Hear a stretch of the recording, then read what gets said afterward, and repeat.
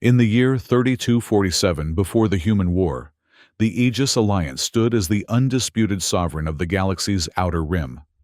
Comprised of 12 advanced civilizations, each more formidable than entire star systems, they had maintained an unbroken record of conquest spanning 3 millennia. Their reign was absolute, their authority unquestioned, and their fear non-existent. Colonel Soren Vrek of the Vrekus Empire commanded the Terror Fleet from the bridge of his flagship, the Nemesis. His species had evolved beyond the need for emotion, their crystalline neural networks optimized purely for logic and dominance. Standing 7 feet tall with metallic skin that gleamed like polished obsidian wreck, embodied the cold efficiency that had made the Vrekus the Alliance's most feared weapons. The bridge hummed with calculated activity as navigation officers plotted courses through hyperspace and tactical specialists analyzed threat assessments. Through the massive viewport, the swirling maelstrom of Stefan's Loop painted the void in brilliant blues and purples, a cosmic phenomenon that marked the galaxy's edge. Report Rek commanded, his voice carrying the mechanical precision of his kind. Sir, we've detected anomalous signals from the Sol system," reported Lieutenant Kavek, his 4 arms dancing across holographic displays. The emissions suggest primitive technological development, possibly early spaceflight capability. Vrek's metallic features remained impassive. Classification. Initial scans indicate a Class 7 civilization. Bipedal carbon-based life forms likely still confined to their home planet and immediate orbital space. The Colonel processed this information with the speed of a quantum computer. Class 7 civilizations were considered insignificant, barely worthy of documentation. They typically fell within hours of first contact, their primitive weapons useless against Alliance technology. "Deploy reconnaissance protocol," Vrek ordered. "Prepare the subjugation fleet. We'll eliminate this distraction and continue our patrol." The Nemesis, a vessel 3 kilometers in length and bristling with weapons that could crack moons, turned toward the Sol system. Its crew of 5,000 Vrekus warriors began preparations for what they expected would be a trivial exercise in dominance. Unknown to them, in a small blue-green world, orbiting an unremarkable yellow star, Colonel Rebecca Hayes of the Earth Defense Force stood in the command center of Sol 9 orbital station, watching the same cosmic phenomena that had attracted the Alliance's attention. Rebecca was a striking woman in her early 40s. Her auburn hair pulled back in a military regulation bun, her green eyes sharp with intelligence and determination.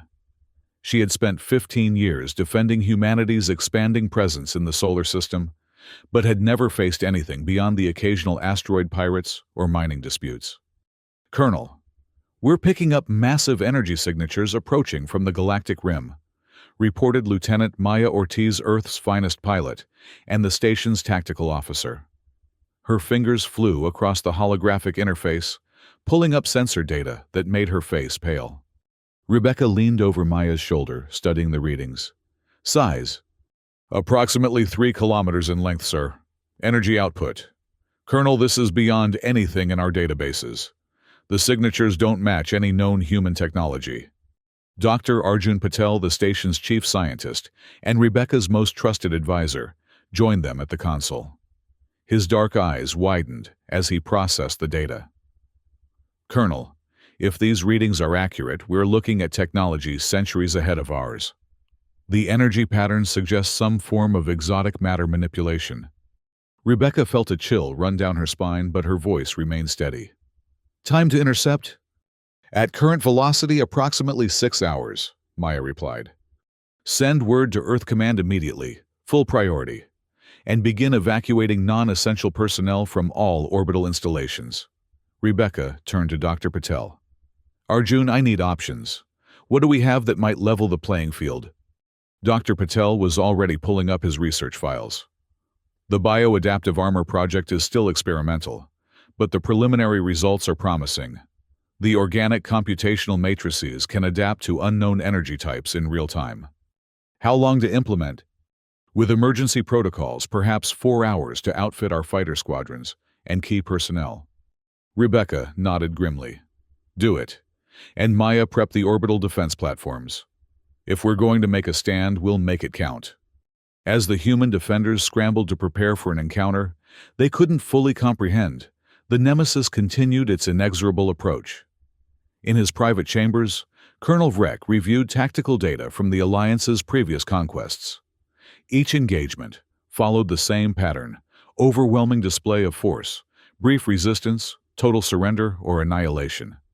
The humans would be no different. The first contact came not with words, but with violence. As the Nemesis entered the outer edge of the Sol system, its sensors detected the orbital defense platforms ringing Earth's moon. To Vrek, they appeared as primitive constructs barely worthy of the designation weapons. "Commence Operation Clean Sweep," he commanded. "Eliminate all artificial structures in the system." The Nemesis's primary weapon batteries opened fire. Beams of coherent energy, each capable of vaporizing a small moon, lanced out toward the defense platforms.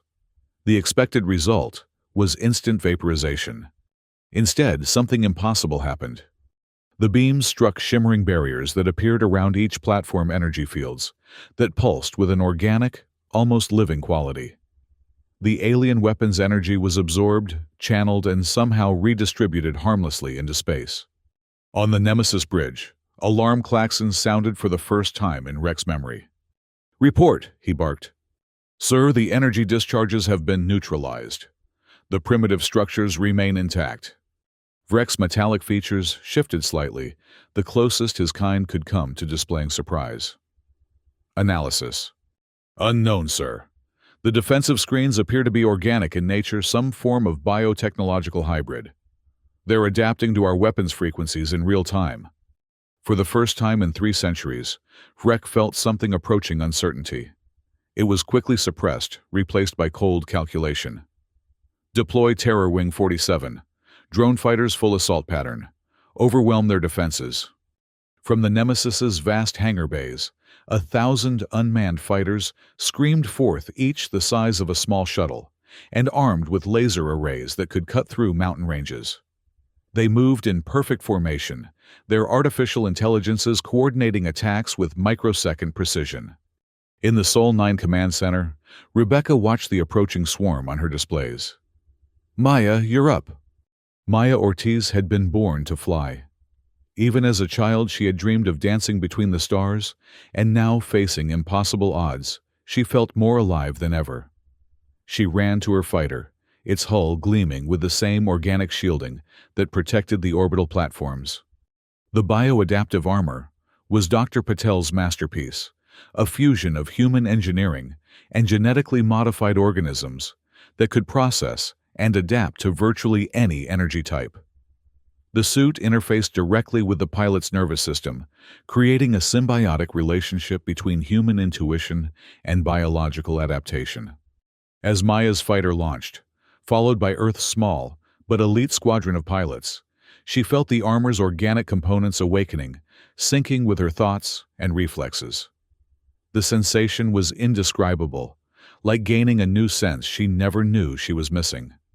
The two forces met in the space between Earth and its moon, and what followed defied everything the Aegis Alliance believed about warfare. The Rekka's drones attacked with clockwork precision, their laser arrays firing in calculated patterns, designed to overwhelm enemy defenses.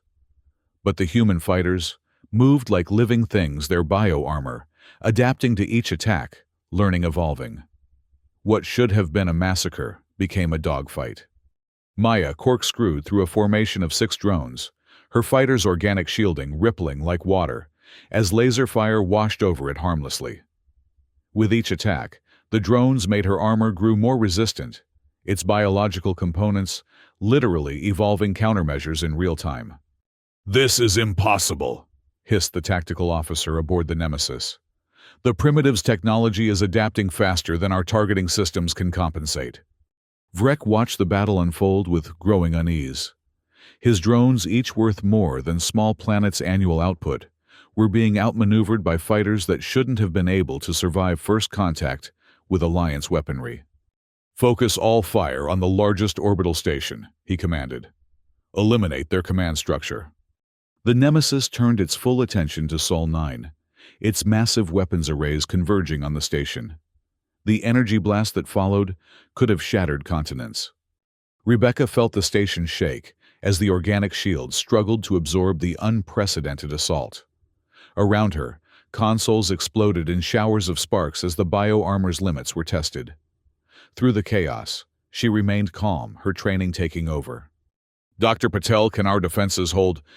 The bioadaptive systems are compensating, but at this rate of fire." He paused, studying his readouts. "Colonel, the organic matrix is learning from each attack. It's beginning to understand the alien energy signatures. If we can hold for another few minutes." The station shuddered again, but this time the shields held firm. Then, something remarkable happened. The bio-armor began to glow its organic components, not just absorbing the alien energy, but converting it, storing it. "That's it," Dr. Patel exclaimed. "The biomatrix isn't just defending, it's feeding. The more they shoot at us, the stronger we become." Rebecca smiled grimly. "Then, let's give them something to really shoot at. Maya, all fighters to the Nemesis. We're taking the fight to them." On the bridge of the Nemesis, Vrek felt something he had never experienced before: doubt. These humans, these primitive bipeds, were not following the established patterns. They should have been dead 100 times over, yet they continued to fight with increasing effectiveness.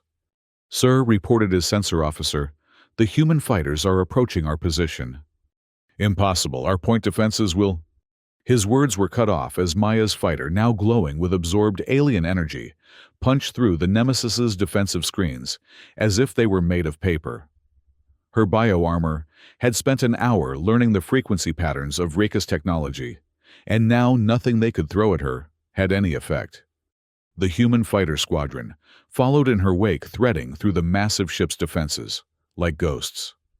Their weapons, enhanced by the captured energy of the Nemesis's own attacks, began cutting through the ship's armor with surgical precision. For the first time in his existence, Colonel Vrek issued an order he had never thought possible. "All vessels withdraw to assault formation. Prepare the temporal bomb."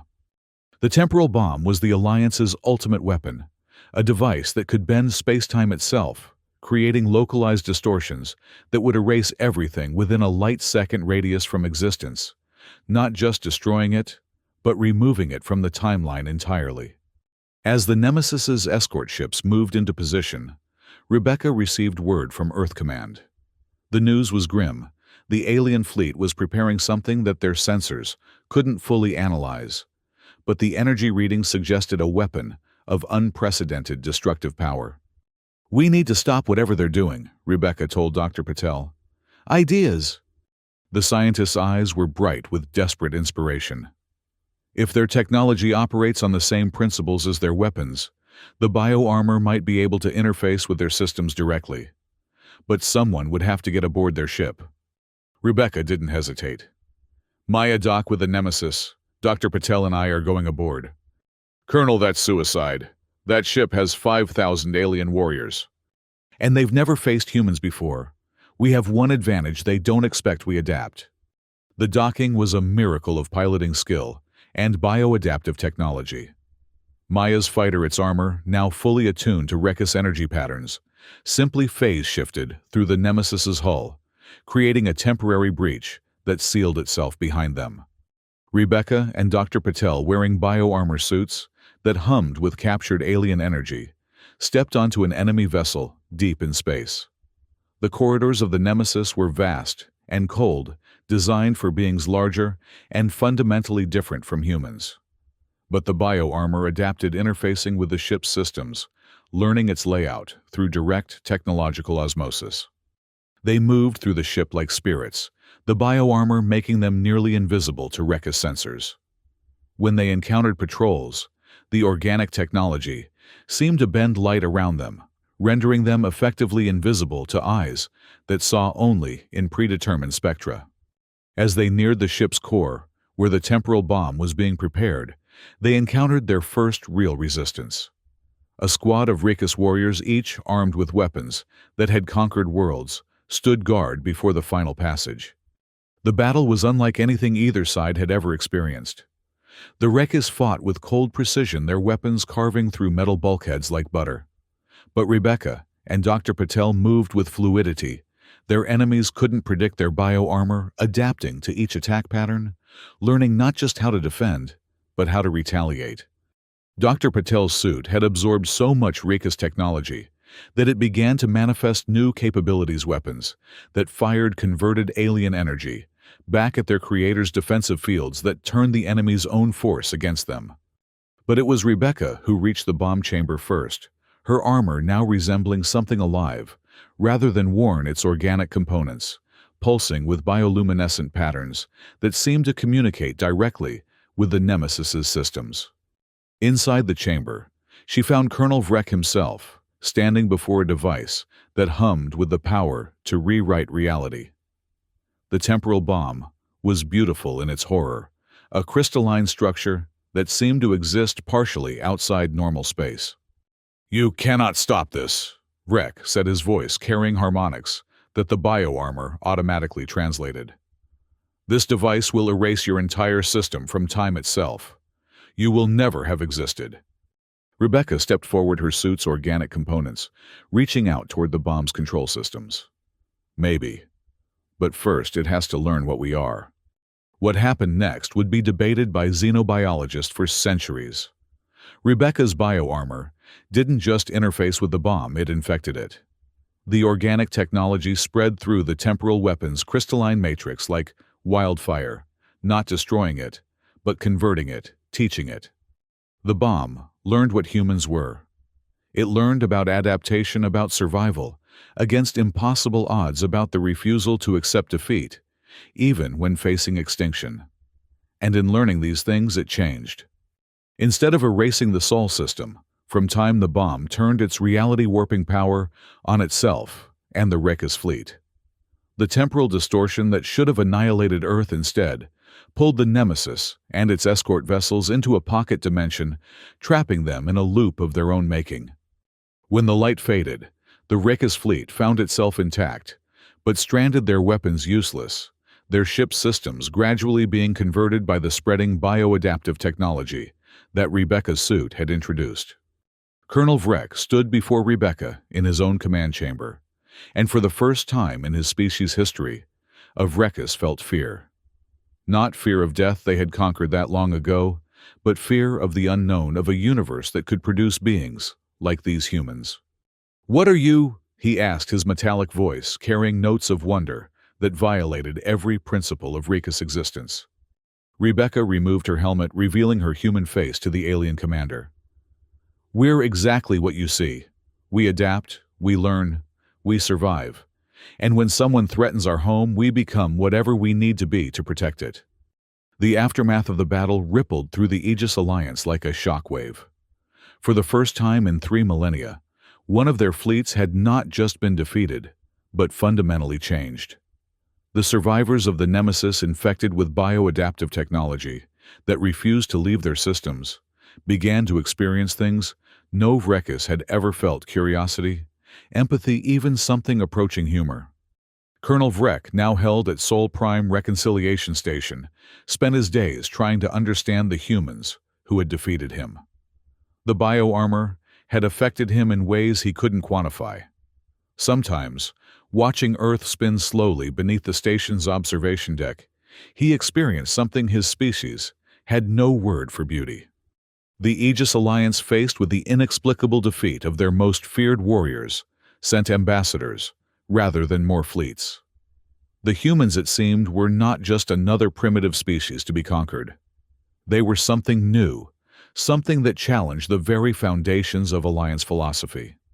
Ambassador Helena Marcos, Earth's first representative to the Aegis Alliance, stood in the Great Hall of the Alliance Council, surrounded by beings from a dozen different worlds.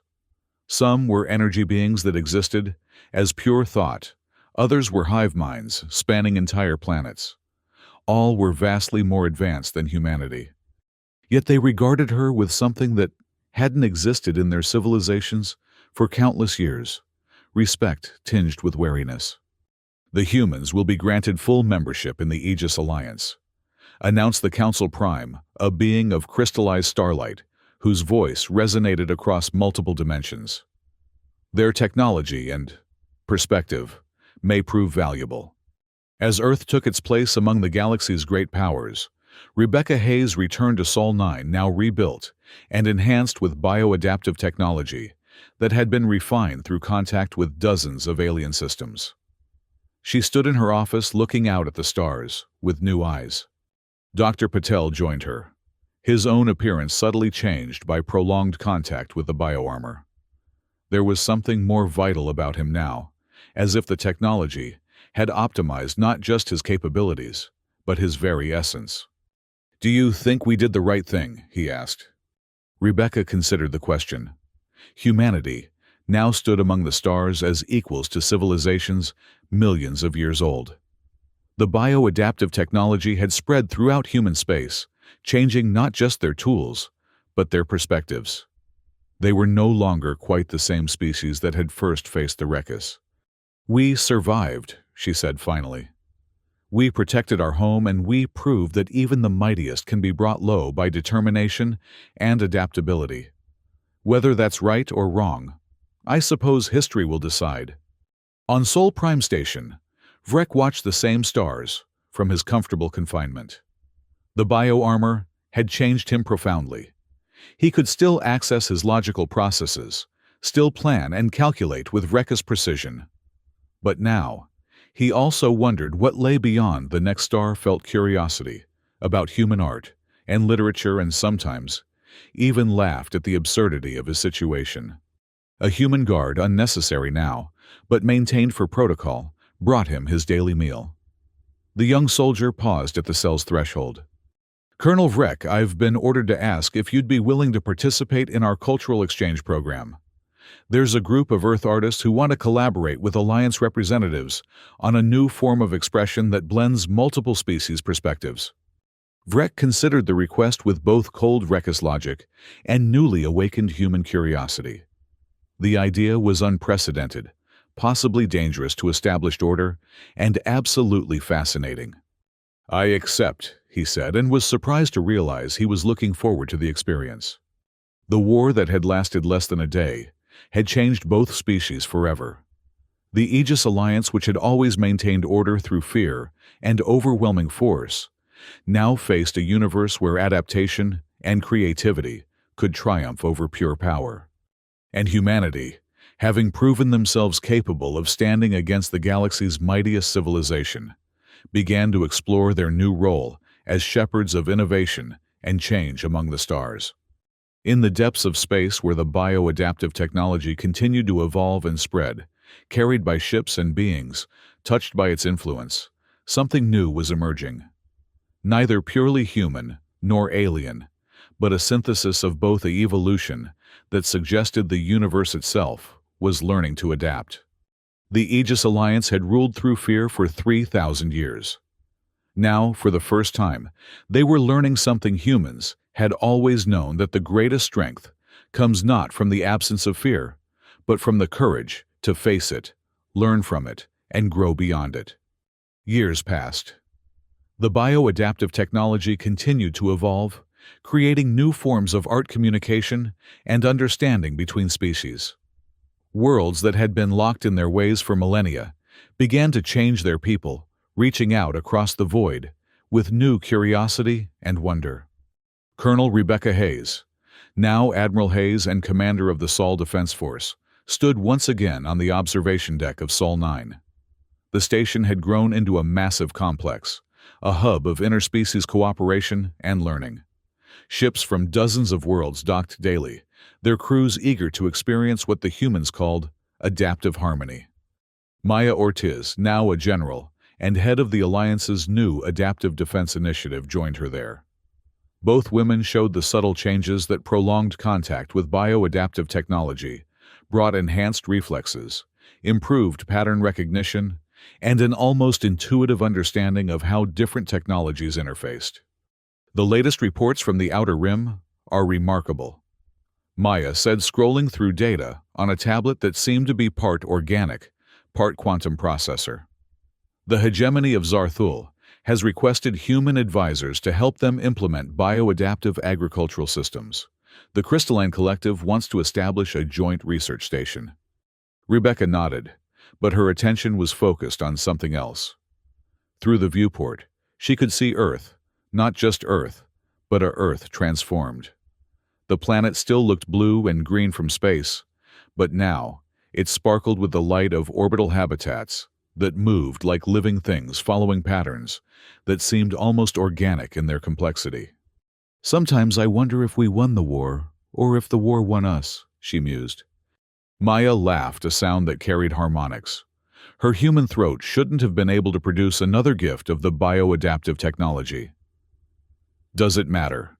We're alive, our species is thriving, and for the first time in galactic history, peace isn't maintained through fear, but through mutual adaptation and understanding."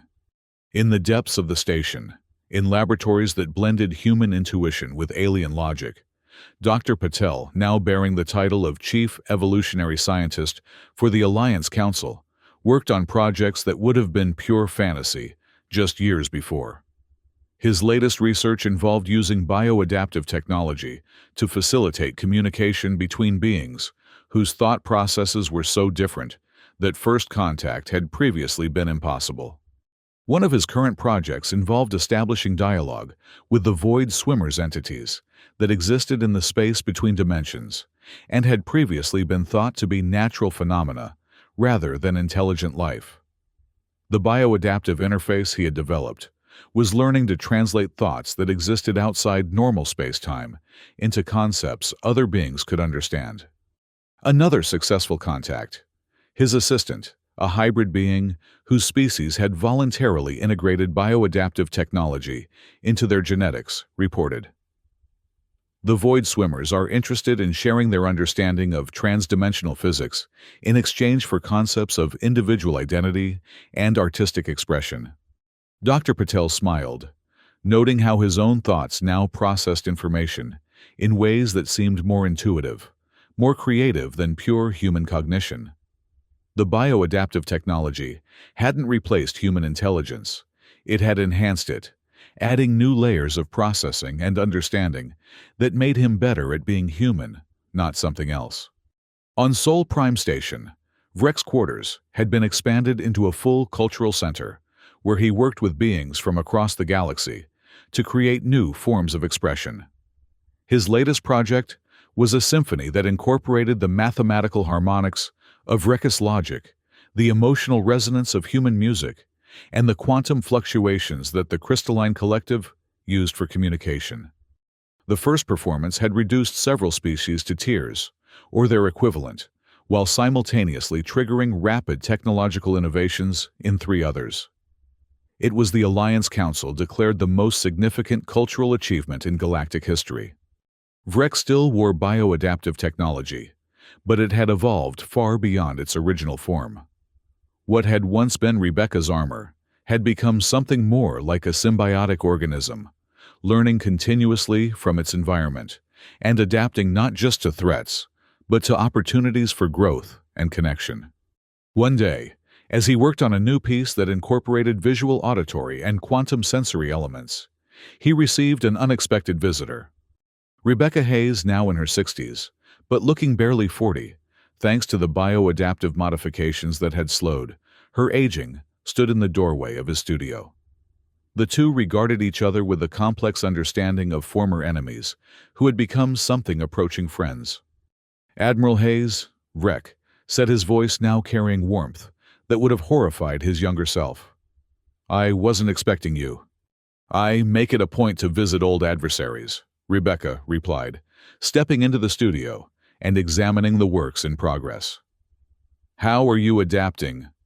The question was layered with meaning. How was he adapting to captivity, to his transformation, to a universe where the old certainties no longer applied? "I am content," Vrek said, after a moment of consideration. "I have learned things I never thought possible. Did you know that the hegemony of Zarthul create poetry by manipulating the growth patterns of crystalline formations, or that the void swimmers consider consciousness itself to be a form of art?" Rebecca nodded. I've heard. Your cultural exchanges have been influential. The Alliance Council is considering making adaptive cultural integration mandatory for all member species. And you? How do you find this new universe we've helped create? Rebecca was quiet for a long moment, watching Earth through the studio's viewport. I sometimes wonder if we've lost something essentially human in all this adaptation. But then I remember that being human was always about adapting, about learning, about refusing to accept limitations. Maybe we haven't lost our humanity. Maybe we've just finally found it. As the years continued to pass, the bioadaptive technology spread to every corner of the known galaxy.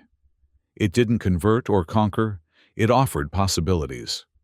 Species could choose to embrace it or not, but most found that even limited integration opened doors to experiences and understanding they had never imagined.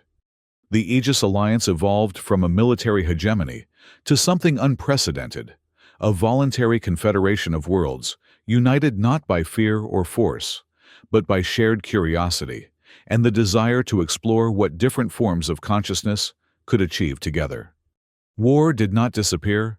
Conflict was still possible between beings with different values and desires. But the nature of conflict changed. Wars became contests of adaptation and innovation rather than pure destruction. Victory went not to those who could destroy their enemies most efficiently, but to those who could find solutions that benefited all parties. On Earth, in a small park in what had once been New York City, an elderly woman sat on a bench feeding birds that weren't quite birds anymore. The bioadaptive technology had spread to Earth's ecosystem as well, but gently enhancing rather than replacing. The birds she fed could communicate with simple mathematical concepts, their songs now carrying information about weather patterns, crop conditions, and the emotional states of the people who cared for them. Maya Ortiz joined Rebecca on the bench, her hair now silver, but her eyes still bright with the enhanced perception that came from decades of working with bioadaptive systems. "Do you ever regret it?" Maya asked. "The way everything changed?" Rebecca considered the question, watching a young couple walk by Human and Rekis, their bioadaptive modifications, allowing them to share thoughts and emotions directly. A few years ago, such a pairing would have been impossible. Now, it was simply another form of love exploring new possibilities. "I regret the violence," Rebecca said finally, "but not the outcome. We proved something that day, that the universe is big enough for all of us to grow into something better." Above them, ships moved through Earth's sky in patterns that looked almost like flocks of birds, their bioadaptive systems coordinating traffic in ways that seemed more like a dance than technology. In the distance, the towers of New Manhattan stretched toward space, their surfaces covered with organic panels that converted starlight directly into energy, while providing homes for species of plants and animals that existed nowhere else. The war that had lasted less than a day had become a transformation that would last forever. In fighting for survival, humanity had discovered something more valuable than victory, the possibility of becoming more than they ever imagined, while still remaining essentially themselves. And in the depths of space, where new civilizations were making contact for the first time in decades, the bioadaptive technology continued to spread, not as a conqueror, but as a teacher, showing each species that they could become more than they were, while still honoring what they had always been. The universe had learned to adapt, and in learning to adapt it, had learned to hope. Colonel Soren Vrek, former terror of the galaxy, current artist and philosopher, stood in his studio on Sol Prime Station and completed his masterpiece, a work that could only be experienced by beings who had learned to think in ways no single species could achieve alone. It told the story of a war that had lasted less than a day, but had changed everything, of fear, transformed into wonder, of enemies who became collaborators in the grand adventure of existence. The piece premiered simultaneously across 1,000 worlds, experienced by billions of beings whose ancestors would have destroyed each other on sight. And in that moment, as species separated by eons of evolution and light years of space, shared a single moment of understanding. The transformation that had begun with humanity's first, desperate defense of Earth reached its apotheosis. The universe had not just learned to adapt it, had learned to sing in harmony. And the song it sang was one of endless possibility, of growth and change, and hope, stretching out into the infinite future, where former enemies had become family, and the greatest victory was not conquest, but connection. Nothing in the universe had made them afraid. Then, they met humans. And in meeting humans, they discovered something greater than fear, the courage to become more than they ever dreamed possible.